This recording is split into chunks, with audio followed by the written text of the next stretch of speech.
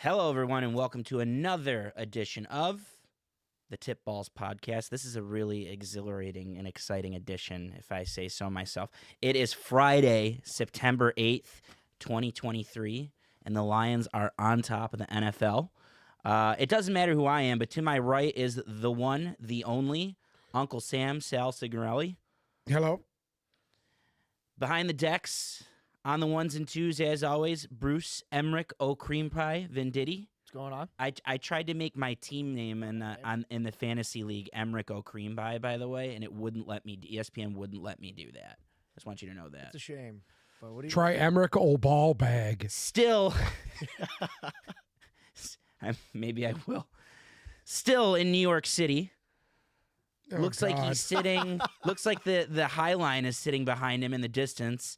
But still in New York City is the one, the only, the real host of this show, Sam Randazzo. Fashion bug. Hello. Hello. Hello. Hello. And I am Michael Zolo. You guys know me as Zolo, Michael Palazzolo. And I am very, very pleased this morning because even though I was wrong, I didn't think they were going to pull it out. I thought that literally the scenario that happened yesterday was going to play out, which was Patrick Mahomes has the ball in his hands to end the game. The Lions pulled out a 21-20 victory in Kansas City to start the year. They are the top team in the NFL, if only for a few days. They are on top of those standings. I promise you. You can look at my Instagram story for proof. And they did it. They did the unthinkable. And they needed to win one of these two games. We've been talking about it since May. They needed to split with Seattle and Kansas City, and they got the hard one out of the way. And all that does is it opens the door for what could be the most feral, noisy, incredibly sounding Ford Field that we have ever heard. Unfortunately, we have to wait another 8 or 9 days. It's going to be next Sunday, the 16th. But what did everyone think of last night? Uncle Sam, let's go. I know you have a lot to say. Arrowhead Stadium is amazing, loud. These people are right on the field. They were having problems all game with snap counts and everything just because of all the crowd noise. But there was a lot of Lions fans there. I was shocked how many Lions fans were there. Yeah. That really surprised me. I was really shocked. They were flat, I thought, the first series. They were awful. They were flat. You had to shake the rust off. I just don't like when teams don't get a couple series in the preseason. I don't care. It shows. It shows. They were flat for most of the first quarter. That's why he had to go for it on a fake punt just to get some juice underneath his team. On the second. And that was a great call at the time. And they pulled out a hard victory, man. All the rookies played well. I thought for the most part that they were outstanding.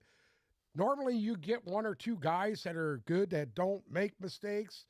Laporta was outstanding, I thought, because outside Amon-Ra St. Brown, he's the only guy that was consistent.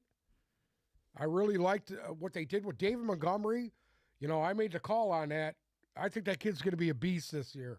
David Montgomery's going to be a beast. I think we were all in agreement on that, too. Yeah. And Jameer Gibb was excellent. we Brian could have Branch, used I more. think is going to be Defensive Rookie of the Year. Real quick, before I let you keep going, we could have used more of David Montgomery. There wasn't. I agree. There I wasn't agree. But enough of they were David putting Montgomery. They were putting 9 guys in the box. They were.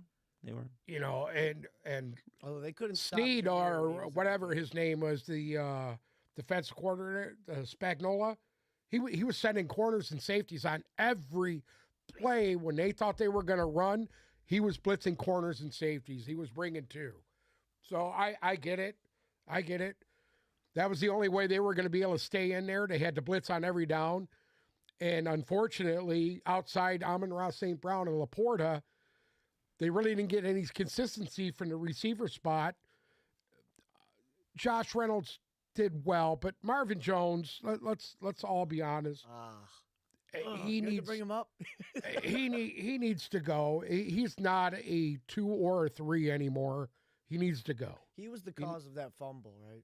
Yeah. No, you know Yes. what? I couldn't figure out who 0 was. You were at a bar last night, correct? Correct. So you couldn't hear a lot of audio.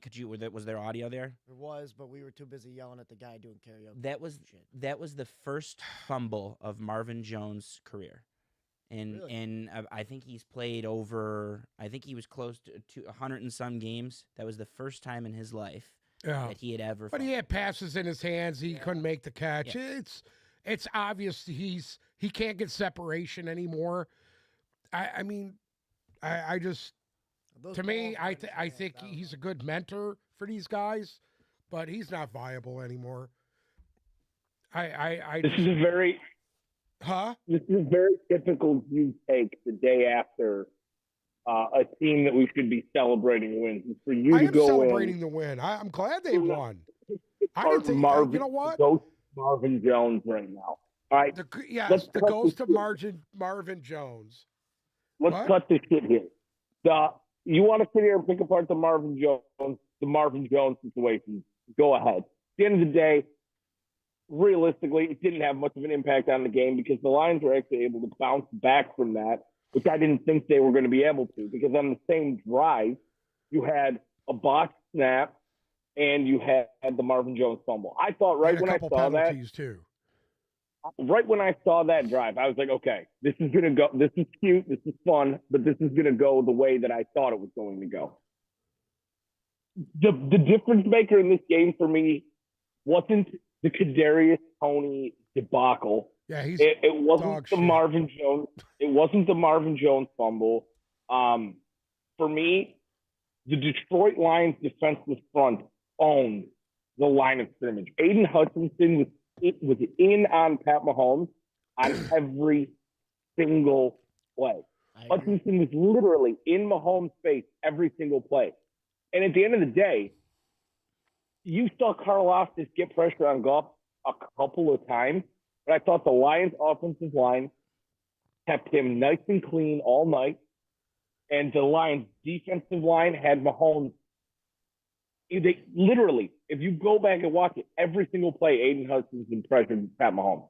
That for me is the difference maker in that game right there. Obviously, the Chiefs receiving core without having Kelsey in it is ugly. It's very, very ugly. The other thing that shocked me about last night's game was I thought Clyde Edwards-Helaire was off out into the trash pile in Kansas City. Like, I didn't think that this guy was still even viable for them. I was shocked to see him get used as much as he did last night. I know Pacheco got banged up at one point for a couple of drives, but ultimately, I think X factor in this game for me was Detroit's defensive line. I mean, they were in Mahomes' face on every single play. He did not get one play where he just got to sit there, scan everything, had time, drop back. The 2 times they let him do it, he made great throws down the field. But, I mean, that's the X factor for me. And right off the bat, this Lions secondary is vastly improved from what it was last year. I get it. You weren't going up against the best receiving core in football, but they looked a lot better. Brian Branch, as a rookie in your first game, his ability to concentrate and make that catch, take it back, and Pat Mahomes' first ever interception in week 1, beautifully done. They messed up a couple of things, but I'll tell you what, that for me, I thought the Lions would win that game, especially once I heard Kelsey was out. I thought they were going to win that game. The Chiefs desperately missed Chris Jones, desperately. Because if he was there, I don't think David Montgomery's gassing them up the middle all night. And realistically, what we saw the Lions do offensively last year, I think they're going to do defensively this year. Truly, I think they are going to be one of the top defenses in the league when this is all said and done this year. You held Mahomes to 2 touchdowns at home to start the year. That Huge. goes without saying. Yeah. Oh, and you got a touchdown out of Mahomes to start the year, even if it was a bad drop or a tip ball. No pun. Shout out to the podcast. Shout out to tip balls. Yeah, shout out to Tip Balls. I'm going to do Pretty this rare. thing after every Lions game, no matter what. It's going to be called 5 things. I'm not going to talk about the Chiefs. I'll get into that afterwards, how I felt about the Chiefs' performance. But just to start, this is the first segment of 5 things about the Lions game. It's going to come after wins like yesterday, and it's going to come after losses. But either way, these are 5 observations I had, and you guys harped on all but maybe one of them. Number 1, which we have talked about, was the rookies. It goes without saying they were mocked day 1 for how they drafted. They were less mocked day 2 for how they drafted.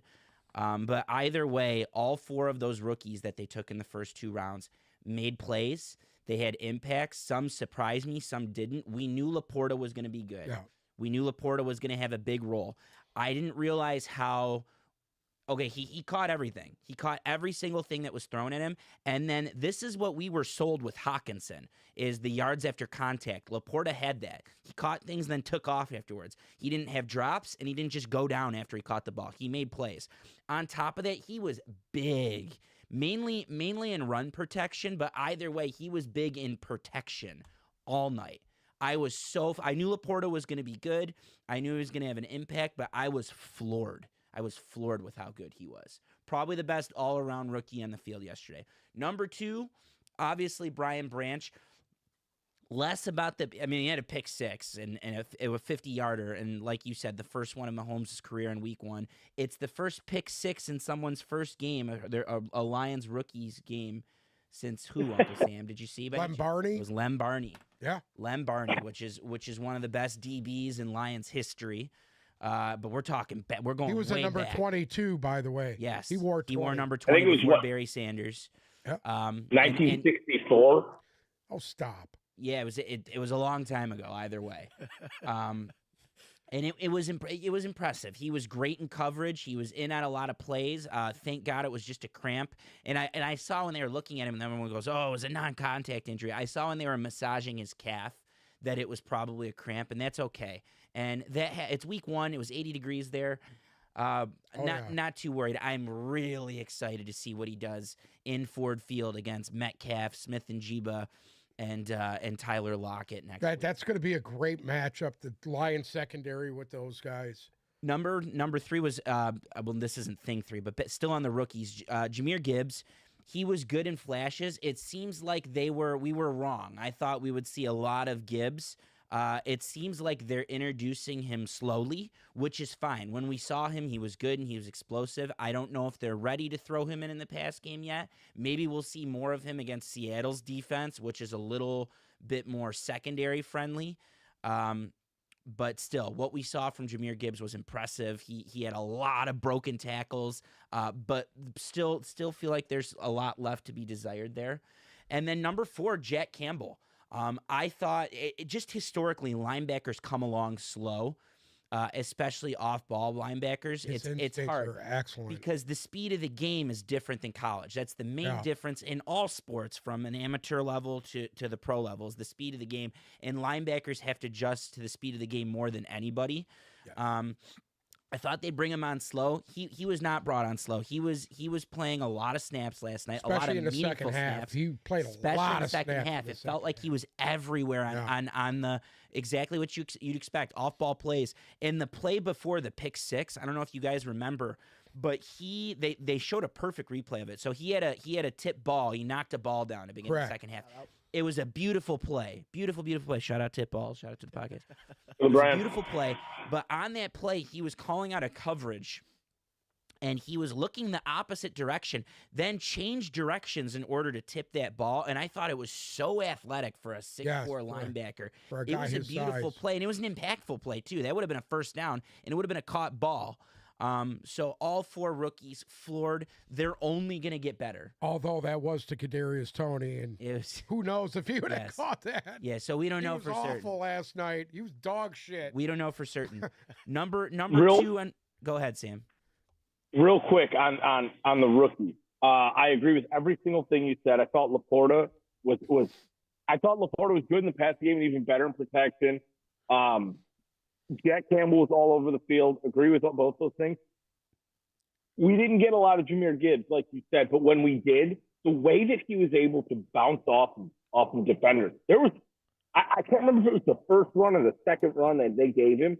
He bounced off of 3 guys. I think Yeah. it was the first On round. his way and bounced off of 3 guys. And it was like that every time he had the ball in his hand, he was able to bounce off the first guy and just accelerate so quickly down. And truly, I think once they integrate him in more, because I think what you said is exactly right. They're not going to throw a full workload at him right out of the gate. But my God, could he be scary, scary good if he's able to bounce off of guys like that? And when he gets open field, everybody better watch out because they're not catching him. I think he got a little rattled when he was catching the outside and he tripped. It's like his first. Yeah, career I touch. mean, Well, you know that- why? that You know was- why? All he was looking at was end zone. He wasn't paying Yeah. any attention. And his He feet would've- came out from under him. And I was just like, damn, they were lucky that he That was fell. 6 points. They were lucky. He would have scored on that. Yeah. It reminded me of Turfgate, all the Turfgate Wow. conversations we had. Yeah, that's what And was the Sod father? I know he was retired, but was he involved in that? Because he for sure tripped, and that was that prick. at a minimum a first down. I thought it was going for a touchdown as well. I agree. Yeah, That would've been sick. Yeah. Yeah, thank God they still scored. I was very happy with the performance. You know what? They were a little flat in the beginning, but they gutted it out. The defense was a hell of a lot better than they were last year in the opener. You can't even compare with the you, two. night and day. That's You know, a big thing. And they had a few broken plays, but other than that, they were solid. The secondary was solid. I really liked when they kicked Aiden Hutchinson into the 3 technique. Yeah, we had an and put observation Houston on the outside of him on third down. were Sam, I don't know if you devastating. caught this. with the pressure. I'll let you finish in a second, Uncle Sam. On third downs, what they were doing is they would move Aiden Hutchinson on the inside a little bit as a 3 tech and put Houston in, and they wreaked a lot of That was a havoc lot on of those havoc. obvious passing downs. It was impressive. Now I'm not done with 5 things, and I didn't say 5 Give things. us your other 4. Pardon me. Give us your other 4. Yeah, so they're not all going to be good. I thought one of the downsides of yesterday's game, a shocking one by the way, was I thought the offensive play calling was atrocious. I thought that was not Ben Johnson's best game. I thought they abandoned the run, and mainly David Montgomery. I thought they abandoned David Montgomery way too much, and they were trying to make Goff make short yardage situations plays happen, and your offensive line was eating. They were eating. Go out and try and get it. If Nick Bolton blows it up, whatever. You don't get the yard, punt it. But they put Goff in some Really bad situation. some high pressure situations to throw the ball on third down, and it almost never worked out too. There were some where they had some miraculous conversions. There were some big catches from Reynolds, some big catches from St. Brown and Laporta. Yeah, they were good balls. I just thought that wasn't Ben Johnson's best game. I thought that, and it goes back to Gibbs. Maybe Gibbs was a little underutilized. Maybe they know something we don't, like he's not ready. But they just didn't run the ball as much as I would have liked them to, because David Montgomery was a man yesterday. And that is why his touchdown, even though there was great blocking from Laporta, there's great blocking all around on his touchdown, but his touchdown is why they signed him instead of going with Jamal Williams. That is why. He's going to be such a force in the red zone and in goal line. And they weren't in the I don't think they were in goal line yet when he scored that touchdown. He was still 15 yards out, but he falls forward every time, and he was good for 3 or 4 yards every time he touched the ball. So I didn't like the offensive play calling. I didn't think they did enough underneath. Maybe I'm underestimating how good. Well, no, I wasn't. I knew the Chiefs linebackers were going to be good, and they were everywhere yesterday. Nick Bolton was one of the players of the game last night. But maybe the play calling was affected with how the Chiefs were stacking Montgomery the on box. back. Yeah, he did. So number 2 for me was a negative, was the play calling. The rest going forward, the last 3 we've harped on already. But number 3 was Aiden Hutchinson. It doesn't look like he's gonna take there's gonna be a slump this year. He took a massive step last night, and if it wasn't for Jawan Taylor literally cheating with where he was lining up and I can't believe they and the were jump throwing snap flags counts, on which him. was one of the stories of the night. By the way, I had a argument, if you will, in a group chat with my brother. We all agree it was false starts the entire night. It wasn't just him predicting the snap count. We all agree with that, right? Right. The So- entire night. So my brother says that they should be calling it, and my argument is it's going to go one of two ways. Either they're going to call it every time Or they're not. until he stops doing it, or they're not going to call it every time, which was the approach that they took last night. They weren't going to call it unless someone phoned into the refs at mid-game and said, hey, this guy's jumping every single play. They weren't going to do anything about it, or unless the Lions said something, watch out for this guy. And it's kind of sad when the broadcast is joking about it. Mike Tirico is pointing it out that this guy is lining up. Collinsworth called him their Well, yeah. best slot receiver last night because they said that, I mean, even the you don't see this, the on-air official goes, yeah, it's pretty bad. His helmet is supposed to be lined up with the center's waist. It was almost never lined up with the center's waist. His helmet wasn't even on his ass, let alone his waist. But guess what? Come on. Guess what? It cost them in the fourth quarter because Yes, he was it did. telegraphing their plays at that point. Because if Correct. he's lined up off of the center, that's an obvious passing down. Number one. Number two, when he was lined up on the line and on the center, not only was it a run, but it was a run probably coming to his side. And the Lions saw that coming. No better example was Josh Paschal blowing up that play on third down when they were 3rd and 1. Josh Paschal knew it was coming, and they predicted it. So the Lions D adjusted. I agree that it was a great all-around defensive effort. I was surprised with how good the secondary was. That was not a pass interference on Cam Sutton. That was not. No, that was bullshit. That could have went both ways. It was for sure incidental contact. And by the way, he was looking at the ball, and when you're looking at the ball, you should always get that call. And the receiver was not looking at the ball. So they should have given him the benefit of the doubt. Go ahead, What Bruce. about the tripping call? The tripping call was agreed with the David Montgomery that tripping was the call. trip. How? He got ran over? Dude, he was on his back and he stuck his feet out to trip him. It was. I think you're both right. It was a trip, and they have to call it because it made a bearing on the play. I also think he didn't mean to trip him. I think his legs were just flailing. He just went into You know? him and he walked Oh, he over. meant to trip him. He was trying to do anything he could to stop him. That's an And impressive. that's the sign. If of it. that's the case, that's a good play because that's an impressive. Athletically, it's really impressive if he was able to get that trip off. But anyways, number 3, Aiden Hutchinson. I saw some stat on how the speed in which he gets off the ball at last year is like 0.8, which is a crazy elite pass rusher. Yesterday it was in the 0.7 range, which is faster than any pass rusher in the league. Myles Garrett, Nick Bosa, who got the biggest contract in defensive history. And if that's the case, he's not always going to go up against Jawan Taylor's. There's going to be games this year where Aiden Hutchinson is eating, and he introduced that double spin move that was impressive.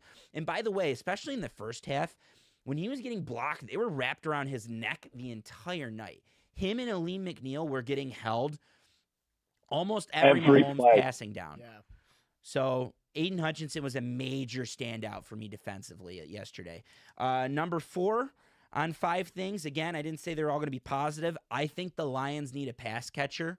I've been seeing all over Twitter about how the Chiefs need to go out and get Mike Evans. No, I think the Lions need to go out and trade for Mike Evans. I am hoping that situation blows up. The deadline is tomorrow, his self-imposed deadline for him to sign. I think the Lions need to pony up for a receiver. I think it was karma yesterday for what happened with Marvin Jones was karma for that report that came out that DeAndre Hopkins claims that he called the Lions. He reached out to the Lions and they didn't call him back, amongst other teams. But that was the theory in a GQ magazine article.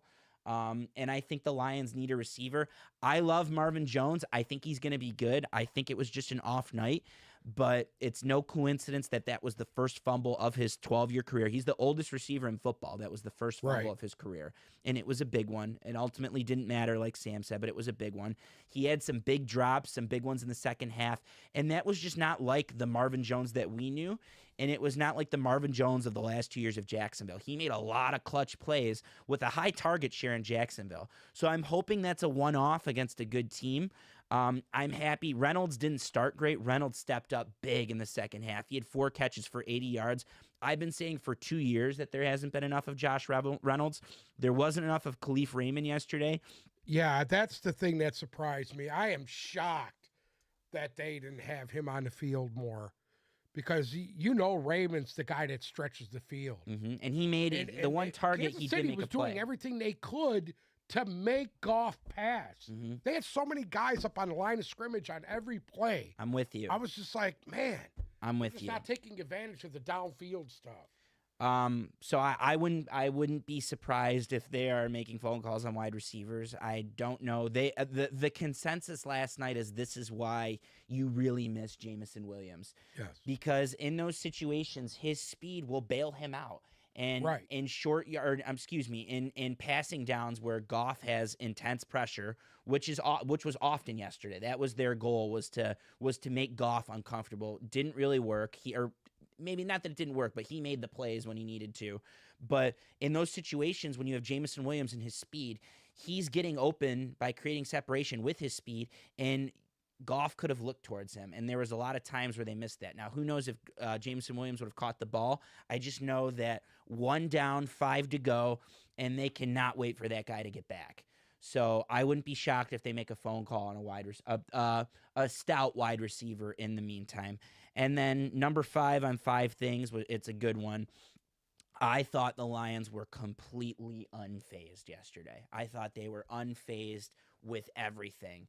And it's a test to everything they did towards the end of the season last year, culminating with that big Sunday night win on the road in Green Bay. Arrowhead was great. I don't think it affected the game as much as you think it did, Uncle Sam. I thought mainly Ragnar was off yesterday with a couple things. That's the noise. Yeah, that's the noise. That's the noise. Yeah. But a lot of it, they had a silent snap count, and Yeah. a lot of audibles were being called in the last 10 seconds of the play clock by Goff, and that's on Ragnar to look at the clock and count down in his head on when to snap the ball. I agree. It was prevalent in the second half, and it is the noise.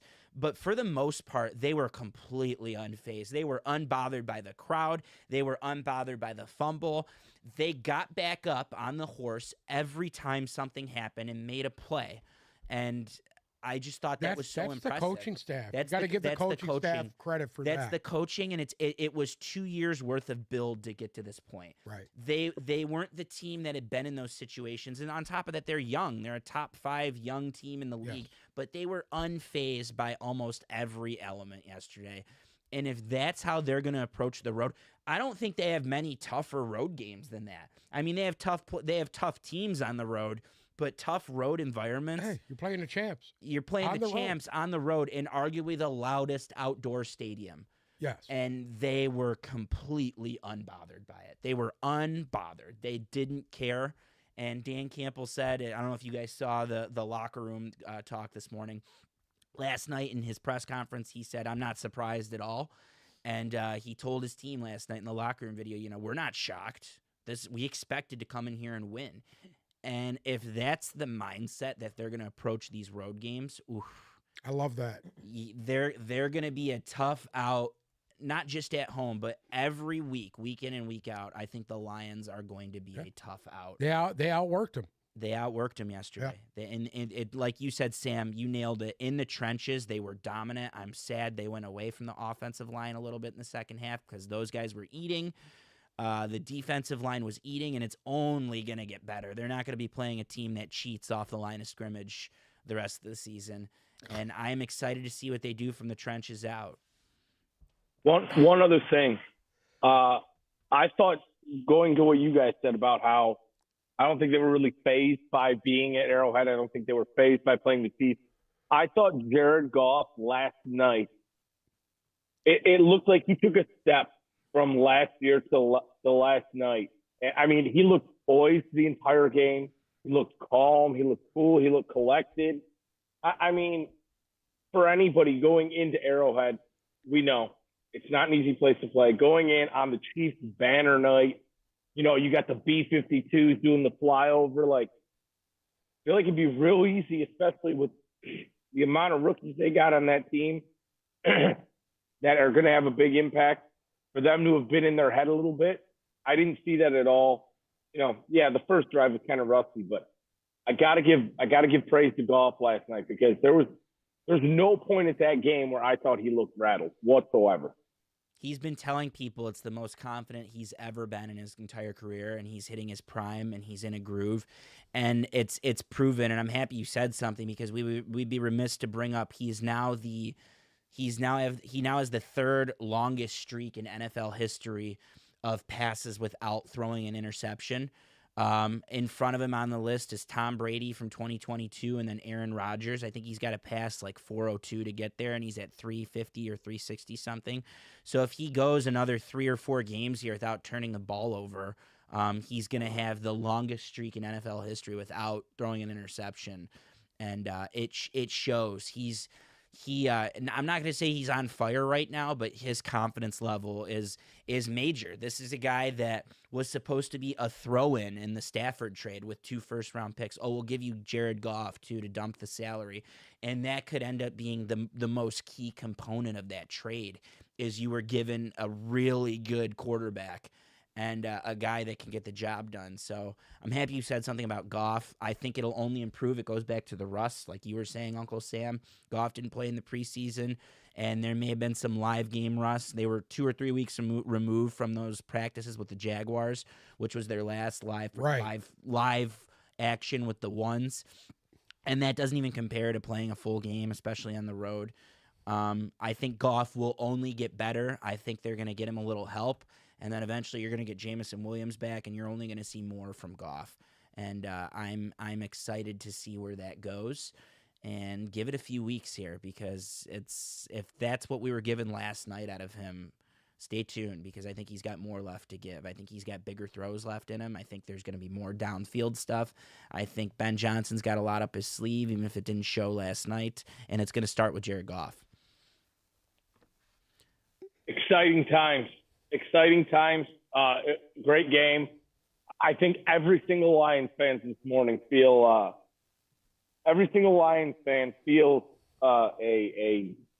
confidence that they haven't felt probably in our lifetime, for sure. I mean, like we said on Friday's show, Your lifetime. Ours. That's what I meant. Obviously not yours. But Are you old shaming me? that was a monumental win for the Lions. It's one of the biggest of mine and Zolo and Bruce's life. Obviously, the last thing I want to say about the Lions, real quick, is we've been talking about it for weeks. I think Ford Field is going to be a very, very special place next Sunday, September 16th. I think I've seen some really good moments. The Javid Best run on Monday Night Football in 2011, Stafford's fake spike against the Cowboys. There have been some impressive, crazy, loud moments. Last year, at the end of the year, the crowds were spectacular. I think that we're going to see a Ford Field like we've never seen it in 20 plus years next week. I think the crowd is going to be feral. I think there's going to be fights. I think there's going to be noise from start to finish like you haven't seen. I think it's going to be talked about. I think it's going to be a weapon, and it'll continue to be a weapon the more they win. So you're staring down the barrel if you pull it off next week, and by no means am I predicting that. It's going to be a very tough game next week against a team that beat you last year that got better, a team I still think you're better than. Wow, but baby. it's another big team, and then if you win that, you're talking about a lackluster Atlanta Falcons team that comes in the week after that, and you're staring down the barrel of 3-0 going into that primetime game in Green Bay, and it's great for your confidence. But it all starts next week at Ford Field. I would, just for fun, because people want to go. I have people coming from out of town next week. I was checking the tickets last night. The game is obviously sold out.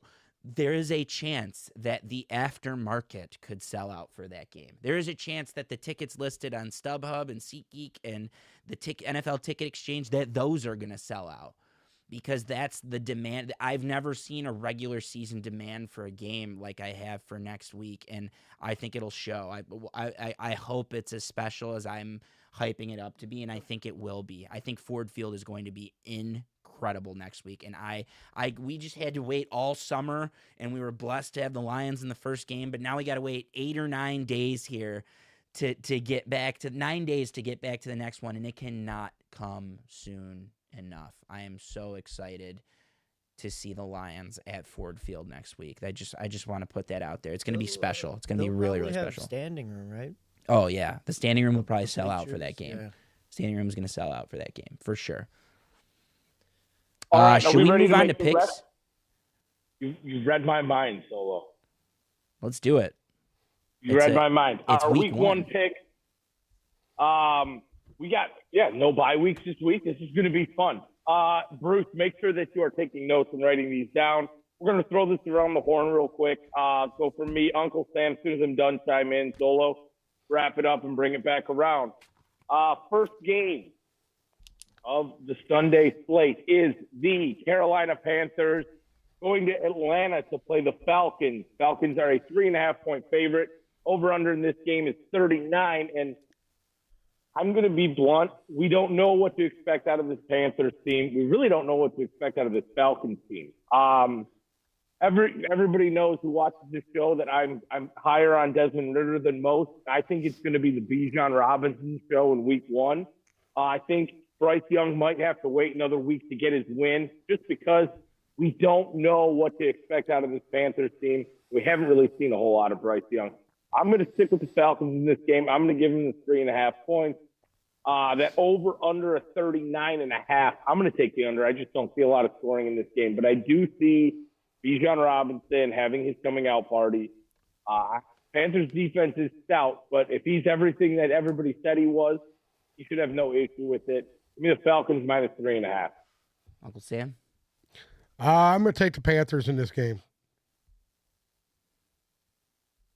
I just think the Panthers are I think they're a better team than Atlanta. More rounded. Defense is better. I think long term the Panthers are better, and I've been high on the Panthers all off season, and I still am. I still think they ultimately end up winning the division, but it sounds like both Adam Thielen and DJ Chark could miss this game. And if your top two pass catchers are gone in your first career game, veteran pass catchers, good pass catchers are gone in your first career game, I don't love this for Bryce Young on the road. I don't know if Atlanta's going to flex their new muscles like we might think they will, but I like Atlanta at home, and I also like them to cover, I would say. But I'm with you. I think the Panthers are the better team. It's my difference making is just no Chark and no Thielen. But I'm going to go with the Falcons on this one, and I like them to cover too. I'll take them with the 3.5, minus 3.5. Excuse me. Next up, the Bengals are heading just slightly upstate to Cleveland to play the Browns. They are a 2.5-point favorite in this game. Over-under is 47.5. And I'll be honest, when I saw that 2.5 points, I kind of laughed about it. I just think there's no way that this game's going to be as close as they think it is. Give me Cincinnati minus 2.5 all day. Shout out to Joe Burrow, now the highest paid player in NFL history, averaging $55 million a year. I think that he's going to show everybody what he's worth. Week one in Cleveland, the battle for Ohio. Give me Cincy minus 2.5. That over under 47.5. I'm feeling the unders this week. I'm taking the under in that game too. I take the under, and I'm taking Cincinnati. Yeah, I'm with you guys on the under. It goes back to that conversation on Goff that knocked the rust off. Joe Burrow didn't play all preseason. He didn't start practicing until this week. I think he's going to be a little rusty no matter how. Got to make sure that calf is good, too. Make sure the calf is good no matter how big the rapport is. And Cleveland, no matter how big the rapport is with his receivers, and Cleveland is a very tough place to play. I ultimately think the Bengals are better. I can't wait to see the Browns. These are two intriguing matchups that we started with, two divisional matchups that are really good, and games that I'm excited to watch. But I am going to go with the Bengals. I do think they cover the 2.5, but I also think that's what they win by. I think they win by a field goal, and I like the under. Little rusty start for both teams, but ultimately the Bengals end up winning because we're all high on them. Real quick before I move on, because that is kind of an intriguing matchup. This Deshaun Watson thing, I think we're going to see real quick this year if he's going to go back to what he was prior to, go to the Houston days, or if we're just going to see a watered-down version of him. Obviously, you can't judge much off of week one, but I'm keeping a close eye on this Browns team because I think it's going to go through him. And it'll be interesting to see what he looks like this week. It'll be interesting Yeah, to because watch. if he looks anything like he did the last 6 games of last year, they're going to struggle bad, and you might see an end of an era over there, and them actually think about dumping him. Okay, gun to you guys' heads. What do you think? Do you think he has it this year and he turns it around and returns to form, or do you think he doesn't? I don't know. You I don't gotta know. pick- you gotta It's hard pick to one. see. I have a gun to your head. Gun to Gun to my head, he does. I'm going to be honest with you. I don't know if he can come back from all the. He just doesn't look right. All right, so you're saying no, he doesn't. I'm saying no because he didn't look right last year. Sam? Gun to my head, no, he does not bounce back. He'll always be a watered down version of what he used to be. Okay, you know what? I'll take the counter. I'll bite the bait on that one. I think he does. I think he does rebound a little bit. I don't know if he's going to be what he used to be, but I think he has a very serviceable year. I like his pass catchers, and I like his coach. I mean, Kevin Stefanski's always been a good offensive mind. So Mari Cooper. I think that's beneficial for him. But I could see. I mean, either way, I'm just taking. I'm being devil's advocate here. I could see it going one way or another. But gun in my head, I'm going to pick him. Oh wow. Go ahead, game 3. Hey, make sure Uncle Sam doesn't tip over that desk. Somebody said Amari Cooper. I don't want him to get too excited. But game 3, the Jacksonville Jaguars are heading into Indianapolis in another divisional game. Play the Colts. Jacksonville's a 5-point favorite, over under a 46.5. And listen, we all of us here think that Trevor Lawrence could be the MVP this year. Travis Etienne, one of the best receiving corps in football, in my opinion. I'm going to take the Jaguars -5 in this game, 1,000%. I think that the Colts are going to try and showcase Anthony Richardson a little bit in this game. I mean, there's been a lot of hype around him all preseason long that he's going to be the best rookie out of this class. He gets to be a Rookie of the Year candidate. I think it's going to take a little while if he is going to be that good for us to actually see it. Give me Jacksonville all day -5. That over under a 46 in this game is kind of interesting to me because I don't really see the Colts playing all that much defense. So I kind of want to take the over here, and I think I might just because I think Jacksonville's going to put up some points. Give me Jacksonville -5 and the over. And the Jags. I agree. Jacksonville giving up the 5. I just think they're going to, if they come out clicking, they're going to explode. Yeah, I'm with you guys. I like the over, and I also like Jacksonville. I think they win in that 8 to 10 range, the 2-score range. I think they safely win, and they're kneeing the ball out even on the road.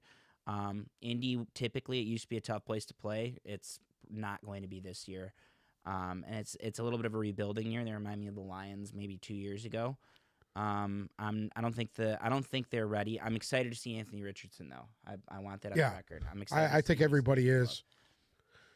The Jonathan Taylor thing is going to come back to haunt them. I agree with you. Yeah. I agree with you. It's going to hurt week 1 for sure. Cheers. Cheers. Texas forever.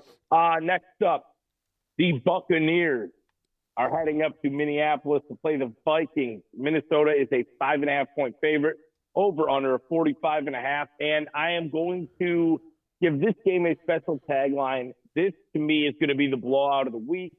I think the Vikings win this game by 2 touchdowns, and everybody knows how low I am on the Vikings this year. 1 o'clock. I truly think the Buccaneers are going to be the worst team in football. So give me Minnesota -5.5, and I'm going to take the under in this game, just because I don't know how many points the Buccaneers are putting up any given week. Well, the big story is Mike Evans even going to be there? He'll be there. Yeah. He'll be there. He's not playing the type of guy to regardless. play. It's Right. just a matter of how long is he going to be with That's them. because he's a stud. That's why. It's 1 o'clock. Kirk Cousins on a Sunday. They don't lose. It's true. 1 p.m. Period. Kirk Cousins. I'm with you guys to an extent. I'm going to take the opposite of what you said, Sam. I think the Vikings win outright, ultimately. I actually do think that the Bucs come out firing, and it reminds me of last year's game 1 when Baker was in Carolina. I don't know. I don't remember if they won or not, but I know they came out really, really close. I think it was Baker versus the Jets, actually. I know they came out really, really hot, and I think Baker's going to come out hot because he knows that this is it. This is shit or get off the pot for him. And I think that this is my bold prediction here. I think that the Bucs ultimately end up covering the 5, and I don't think it's a 2-touchdown game. But the Vikings are going to win. I like the Vikings and the under in that game. Next up, Tennessee is heading down to NOLA to play the Saints. New Orleans 3-point favorite in this game, over under a 41.5. I'm not that high on Tennessee. I'm a little bit higher on New Orleans. The only question mark in this game for me is New Orleans going to gel off the rip in week 1? And can their defense hold Derrick Henry in check? I don't know about that second one, but I do think that New Orleans knows this is their year to win this division if they want it, right? They are the team with the least amount of question marks. I'm going to take New Orleans -3. I think they should win this game by a field goal. That over under a 41.5, I really can't imagine this game. 6 touchdowns coming out of this game. I'm going to take the under in this one just because I don't think there's going to be all that much scoring from either side. I agree. Take the under. Taking New Orleans, give it up to 3. Yeah, I'm with you guys. Saints are hard to pick against at home, no matter what, especially the first game of the year. And I think they have a little bit more firepower than the Titans. I'm not as high on the Saints as everyone else is, but I'm definitely low on the Titans, and I think it's a low-scoring affair as well. So Saints with the -3, and I like the under in that one.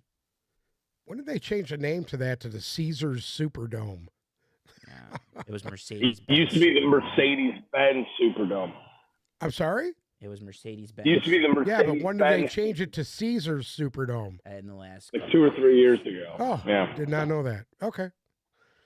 Speaking of a new stadium name, the 49ers are heading to Acrisure Stadium Stupid. in good old Pittsburgh to play the Steelers. San Francisco, a 2-point favorite in this game. That one's a surprising one to me, too, because that 2 points just because of Mr. Brock Purdy. I guess Uncle Sam will have to let us know. Over under a 41.5 points. This game, to me, really is starting to feel like a trap game for San Francisco. I've already made my bet on this game. I predicted the 49ers to win weeks ago. It's all over social media. And I had about 40 Steelers fans come on there and tell me how stupid I was. There's no chance San Francisco was going to beat them in Pittsburgh. Realistically, I'm going to take San Francisco -2. Honestly, I can't tell you why. I'm going to give the X factor to Christian McCaffrey here. We don't really know what the Steelers running back situation is right now. There's a lot of talk about Najee Harris, a lot of talk about Jaylen Warren possibly outplaying him. There's been a lot of talk lately about the Steelers, which you usually don't see. And to me, noise usually translates to something being up. So give me the 49ers in this game. I think Purdy comes out and does just enough for them to win it. I think their defense is still the best in the league besides maybe Philadelphia certain weeks. Give me San Francisco -2. Over under 41.5. I don't know how much scoring we're going to see out of Pittsburgh. San Francisco don't score all that much to begin with. I'm going to take the under in this game. But if there was any game of the week that I wasn't going to bet, it would be this that one. would be. Yeah, I agree. I'm taking the under. Taking San Francisco. I just, it all depends on whose defense is going to beat up who first. And I'll take it Frisco. I like San Francisco. By the way, this is a great game on paper too. This is one of the other exciting ones. And 2 rabid, annoying ass, massive fan bases too. Niner fans are going to show up in Pittsburgh. That game's in Pittsburgh, right? Yeah, Acrisure Stadium. Yeah. Yeah. I actually like the over in this one because I think that it's going to be a bit of a showcase game. And I think all of the firepower for both teams, and there are a lot of guys on both teams that can make plays. I think that they're all going to show out. And for that reason, I think it goes over. I also think it's tough for even the Steelers defense, or I'm sorry, the Niners defense is outstanding, but being on the road, it's a little bit tougher to channel that in. And I think they're going to be a little bit rusty. Boza hasn't played all preseason. So give me the over, but give me the Niners. I'm with you guys. Niners cover, and they win outright, of course.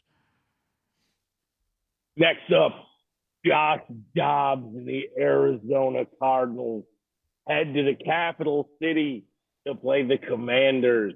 Washington a 7-point favorite in this game. Over under a 38 points. I mean, my God, this is going to be a great one. Give me Washington -7. I don't even care.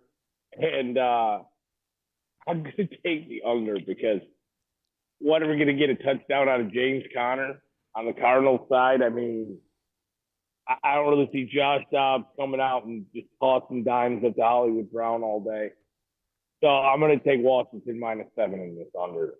This to me, this could be our dumpster fire of the week right here. This is the dumpster fire of the week. I agree with that. I'm excited to see Sam Howell. I'm with you there. That's what I'm excited. In general, the Commanders in general, because they seem to have they're. been I think their revitalized. defense is better. I think they're a better all around team than Arizona. I actually think it's going to be for sure the under. I actually think if it's 7, I'm going to go with the Cardinals to cover it. I think it's going to be a little tough for Sam Howell. Excited to see the entire Commanders organization. They have a good vibe going right now. I hope they change their name back to the Redskins. They're not going to. They might might change their name again, What but the they're not fuck? going to go back to football team or Redskins. Their minority owner just said it literally yesterday morning. God bless it. But they have a lot of good karma going for them right now. I'm excited to see Sam Howell as well.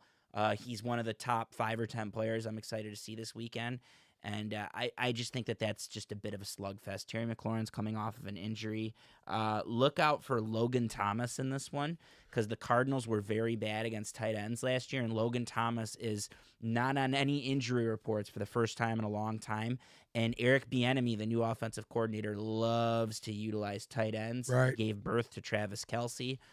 So I'm excited to see what Logan Thomas does. I think that's going to be Sam Howell's go-to. Give me the Commanders. I like the Cardinals to cover, and I like the under. Interesting take there from a Travis Kelce owner picking up Logan Thomas last night pregame. Very interesting. Wink, wink. Next up, the Houston Texans are heading to Baltimore. Play the Ravens. The Ravens are a 9.5-point favorite in this game, over under a 43.5. All day Baltimore. I don't care. I know 9.5 is a lot of points. I think Baltimore's going to win this game and win this game pretty bigly. I just don't. Again, when it's week 1 and you have C.J. Stroud and you don't know what to expect, and you can't feel confident in this Houston team taking them yet. I know 9.5 points, a lot of points. Lamar Jackson has to come out and show that he was worth getting that money. Let's take Baltimore -9.5. Over under 43. I'm going to take the under in this game just because I don't know how many points do we see Houston putting up against Baltimore's defense? Realistically. It's going to be like pulling teeth with Nico Collins and Dalton Schultz. It's going to be. I actually think they're going to cover. I think they'll cover the 9.5. God bless you. So I do. I think they'll cover it. That is fair.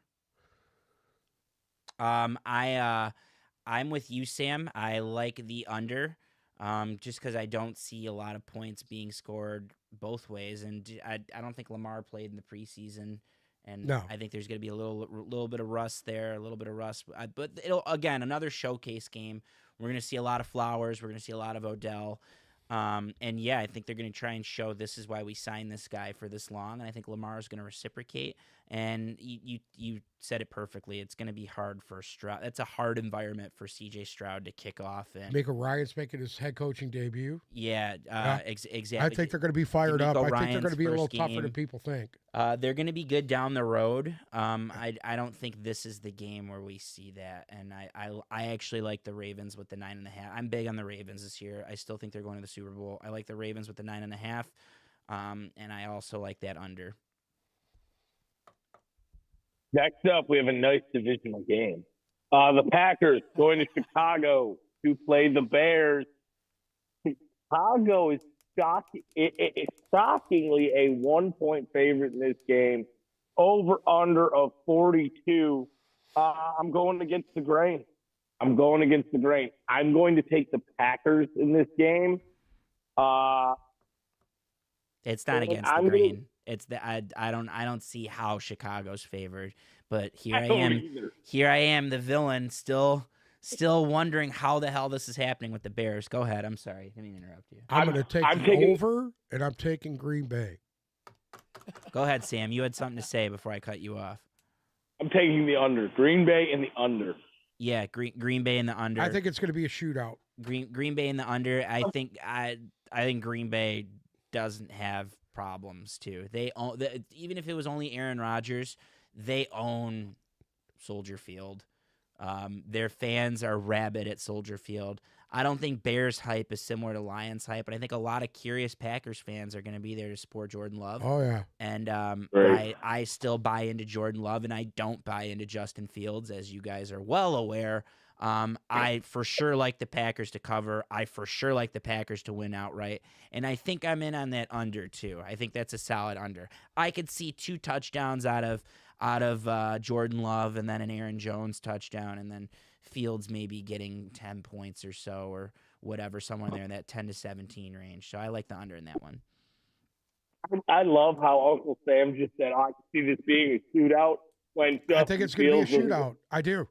I think you're going to Justin see Fields two doesn't teams complete just more than- letting it all hang out. The Packers defense is still the Packers defense. There's still Jair Alexander. There's still Rashawn Gary. Yeah. There's still some And some Chicago's playmakers. improved their defense a lot, too. They have. Again, the Packers and almost the NFC North, you could say. Even though I like the Lions more today than I did a week ago, the Packers season and one of the big storylines of the season, the NFL, a top 5 storyline is Jordan Love. Right. I think he's So going to let it all hang out. we get it tomorrow. We get it. No Christian Watson. I'm excited to see former Michigan State receiver Jaden Reed. There I you think go. he's going to have a huge game. Romeo Dobbs should be playing. He's also on the injury report. I think those 2 rookie tight ends are going to get utilized. Oh, yeah. They still have Aaron Jones. They still have a great running game in general, That's why I'm taking him. and I'm excited to see what they do. Can't believe he said the Packers Bears game would be a shootout. Anyways, moving on. Uncle Sam's Raiders team, who The Raiders. when I came out with my 4 or 5 win prediction, he told me I was crazy. Is heading to Mile High to play Denver. Denver's a 3-point favorite, and over under is 44. I'm taking Denver -3. I think Russ bounces back. I can't wait to see Sean Payton put together. Devontae Williams' health is a question mark next to it. Where this receiving core falls into line for Denver has a question mark next to it. And I'm sorry, I said this in the post I made on Instagram regarding the AFC West. I don't see this Raiders team clicking. Jimmy Garoppolo has to waive a physical. There's trade talk for the last couple weeks about Devontae Adams not making it there past the deadline. I still believe that Josh McDaniels is a dog shit head coach. Absolute petrified dog shit head coach. I'm taking Denver -3. I'm going to take the under in this game. Again, I think it's a week of unders. It's week 1. There's Russ. We said it. And I don't know if the Broncos can score yet. So we haven't. It's been a whole year, and we don't know if Denver can score. So Denver -3 under. The Raiders are petrified dogs. Well, they still have Josh Jacobs. They still are. Their defense, I think, is going to be vastly improved from what they were last year. I'm taking the Raiders in the under. I'm par with you, Sam. I think it's a prove it game for Sean Payton and Russ, and Yep. therefore he's gonna prove that I'm better than Nathaniel Hackett and I can turn Russell Wilson around. That over under is tough. I'm gonna take the over for the reason you said. They still have Devontae Adams. They still have Josh Jacobs. I Right. think the Broncos probably safely pull this out by a touchdown. I think it comes into the fourth quarter, but ultimately they. But I think that this game is just too important to everything Sean Payton stands for, everything Russell Wilson stands for, and I think that they come out pretty strong, and then they cover. I have no idea how Uncle Sam is possibly going to pick this next game because, my God, it's just hard on Central for him. But the Eagles are heading to Gillette Stadium to play the Patriots. Philadelphia is a 4-point favorite in this game. Over under of 45. Easy one for me to pick. Give me Philly -4. I get it. It's in Foxborough. I get it. It has all the similarities to last night's Lions game. Big difference here is I think that the Patriots are borderlining on petrified dog shit, and the Lions aren't. Philly -4, over under of 45. I'm going to take the under just because I don't know how much Patriots are going to score. I mean, why does all of a sudden do we trust Mac Jones? Like, last year they wanted to get rid of him for Bailey Zappi, who then they cut, and now Mac Jones is just supposed to go back to being the starter. And it was like Mac Jones spent half the year getting cooked last year, and now he's back in the chair. Like, I'm sorry, Belichick and his girlfriend broke up. Give me the Eagles -4 and the under. I'm taking the Eagles in the under. Yeah, Can't believe you turn your back. the emotions are. What do you want me to high. say? The What do you want me to emotions. say? There's not much to say. You covered most of it, Sam. The only thing you missed is that I think the emotions are going to be very high with it's Tom Brady Day. It's his mighty return. Tom Brady Day? Yeah, Brady's going to be in the building. I like. Wouldn't the be Eagles. surprised if somebody goes to New England to see this game. No, he's in New York. Right down the road. I like the Eagles as well. I like them probably to go double that -4, maybe even triple it. I'm going to take the over. I actually do think that the Patriots are going to manage some points just because they are a dumpster fire, but they cannot show that they're that much of a dumpster fire. And I think they might manage a touchdown or two, but I think the Eagles are going to already have lit it up. And I'm gonna hit that. What is it? 45. I'm going to hit that over, I think. It is 45, yes. Eagles in the over. Next up, the Miami Dolphins are heading to the West Coast to play the Chargers.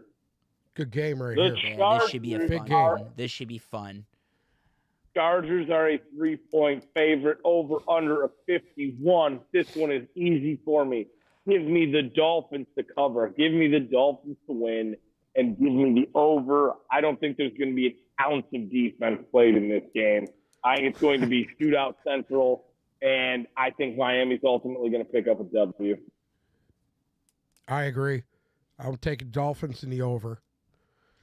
This is a self-immolation game. This is pouring gasoline on yourself and lighting yourself on fire and just seeing how far you can run. And I'm with you guys. I like the Dolphins. I think there's going to be a lot of Dolphins fans there because Chargers and Rams games end up getting rated, for lack of a better term. And I also like the over. This is going to be the Tua and Herbert show. There's talk about the two of them all week. They're forever linked because they were picked a couple picks apart.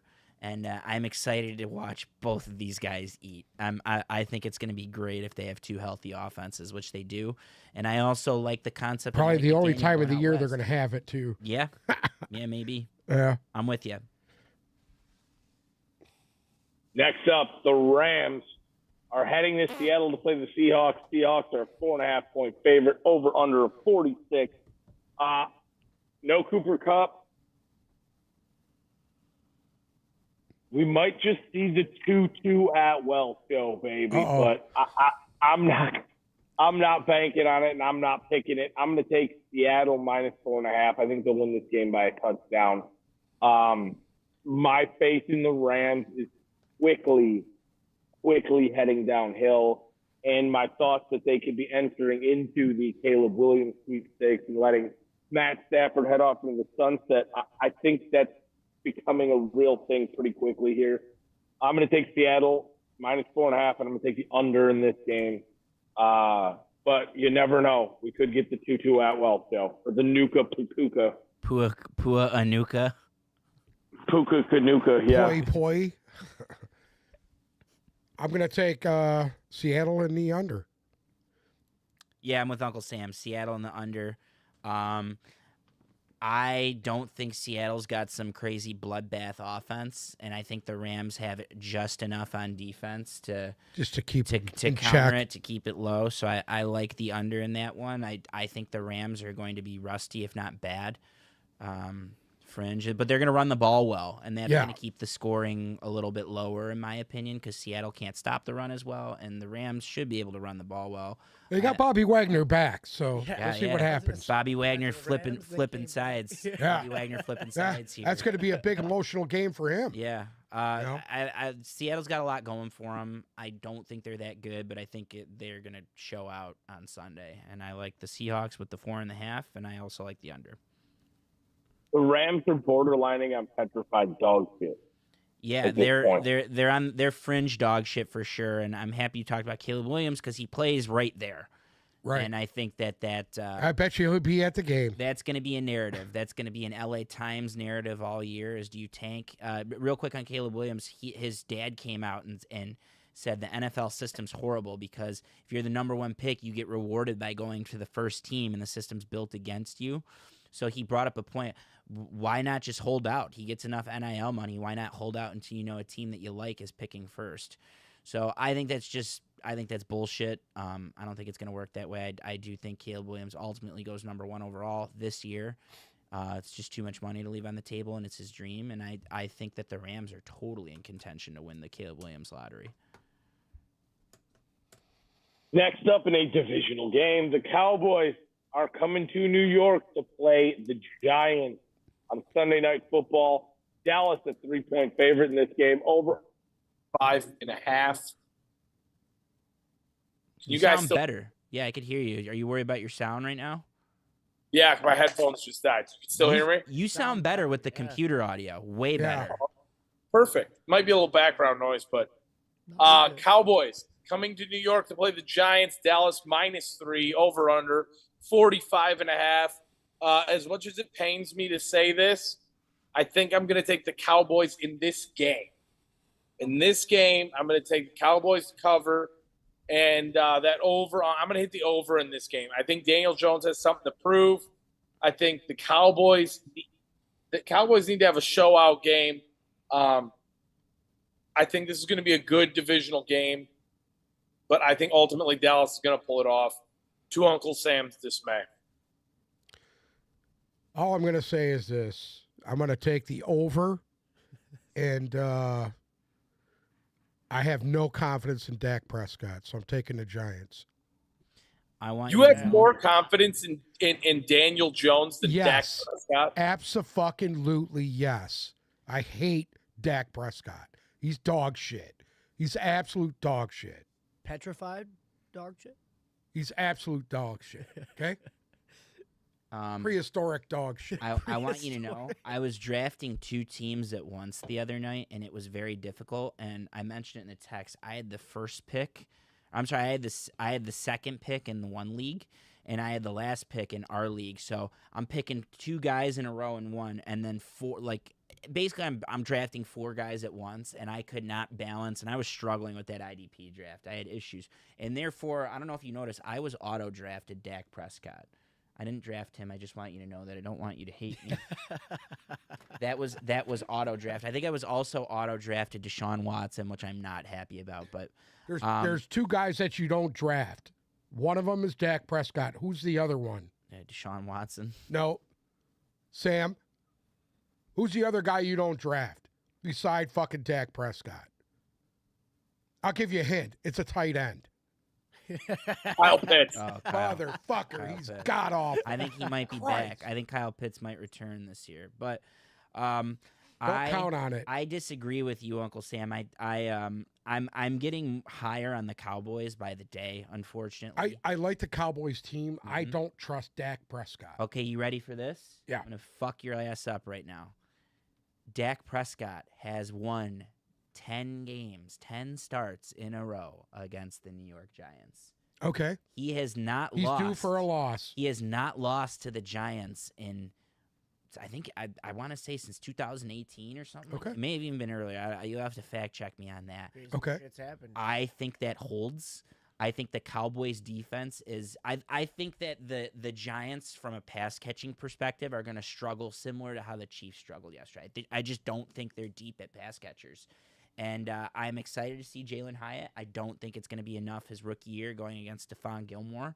I don't like the matchup of Waller versus those Cowboys linebackers. That being said, I still think Waller's going to eat. I do too. But I'm for the opposite. I'm picking Dak, and I think I'm going to go with the under on this one. Cowboys outright, Cowboys to cover, and I like the under in that game. I think it's going to be a Sunday night, a little more boring game, a little more defensive of a game.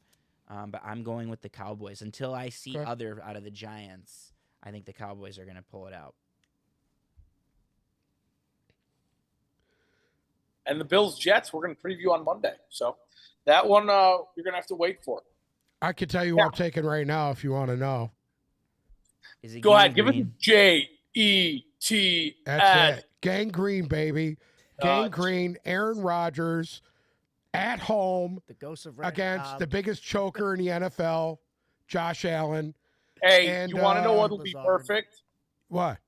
If I am home on Monday, Okay. I've already bought something for you to give to you on the show on Monday for you to wear. We got to record Monday Okay. night if you come home. Maybe that's an incentive for you to come home. Maybe that's a small incentive for you to not Yeah. go to the game. As we I we may watch and skip the record. game and come And home. don't go to that stupid Patriot game either. Real Don't quick, even go. real quick while we're talking Bills, just a quick shout out to the Yak guys. They were awesome, Mike and Nico. Thank you for having me on. I told them we have to have them on at some point. The Bills have a few primetime games, so we'll circle back. Okay. Yeah, But 100%. the big Yak guys, they're literally us out east. They're a bunch of paisans. Oh, well. They started at the same time. They got a similar follower count. They do the same thing. They focus on the Bills and then they talk about the rest of the NFL. And they were awesome. And they let me talk over them like I step on you guys' toes for the last couple months. And they were really interested in what I had to say. They're both high on the Lions. I think Nico actually picked the Lions. Mike, like me, did not. But we were all on par. And just a quick shout out to the Big Yak guys. We appreciate you having us on. Sam, I'm disappointed you couldn't make it. Uncle Sam, they gave their regards, and we got to have both those guys on at some point for a Bills primetime game. Maybe it's a Yeah, little maybe too soon. we could zoom them in and Yeah. do a show with them. Yeah, Sounds cool. Sounds cool. They're I'm always down. interested in talking to dudes they're from great dudes. New York. They literally Yak. sound like us, and all the boxes they check off, just they're fans of a franchise that hasn't done much. They agree on the Dolphins being able to push the Bills. They're still pretty high on the Bills, but they agree that it's the shit or get off the pot year for the Bills. And we had a great conversation. It was good talking to those guys. We talked some pizza. They want to show us some wing spots if we're ever out there. So just a quick shout out to the Big Yak guys. Thanks for having us on, and we're looking forward to completing the home and home with you guys in the future. I think at some point we might need to make a road trip to Buffalo Yeah. and do a tip balls versus Big Yak wing eating contest and just We're winning that all. little Those anchor eating bar Those contest? action. guys are slender. Mike and Nico are pretty slender boys. So I think that How old no are matter they? what Like I couldn't combination of have you, What's me, the or Uncle age- Sam, What's the age remedy? one of our three fat asses would probably eat wings. We'd eat them under the table for sure. Oh shit! Listen, I'm round. So So am I. you know, I could probably eat more than both of them put together. All three of us, my girlfriend always asks, she's like, why do you get large T-shirts all the time? I'm like, because I am wider than I am long. So Sick. if I get the medium, it's not a pretty sight. I have to walk around with the Mr. Allen's tall tee on. Well, in wait order till to you make get it to worthwhile. 2X, Yeah. and then you'll know. Uncle Sam was so cold last week. The poor guy was trying to try a hoodie on, and there were no 2Xs. And the extra There was large, an XL, and I practically choked myself to death. the What extra even large, over my head? the extra large accentuated every one of his curves. Unfortunately, You look like a fucking my Ronaldo. big man titties were hanging out. yeah, My back fat was hanging out. yes, Boobs. yeah. Jesus Christ. Anything to add, Zolo?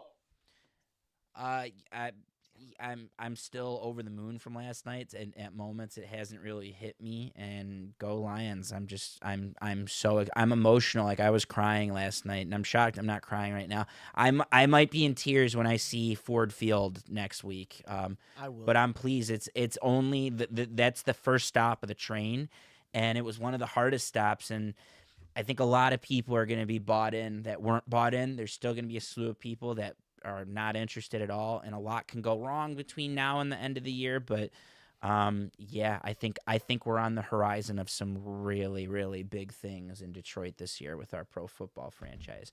We're tough. I mentioned it. We've toughed it out, and we've waited for this. And that team played tough yesterday. That's my word to define them. And go Lions! Grit. I'm excited.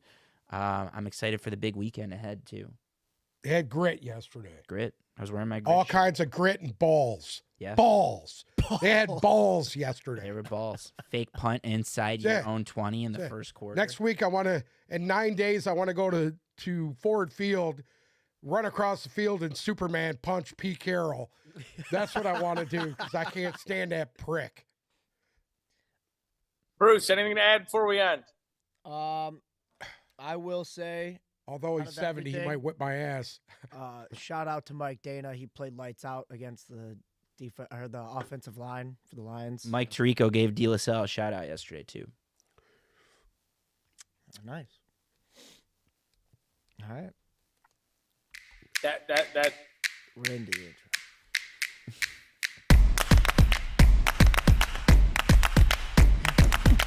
so I didn't get to do my outro. You just cut me off. Now whatever.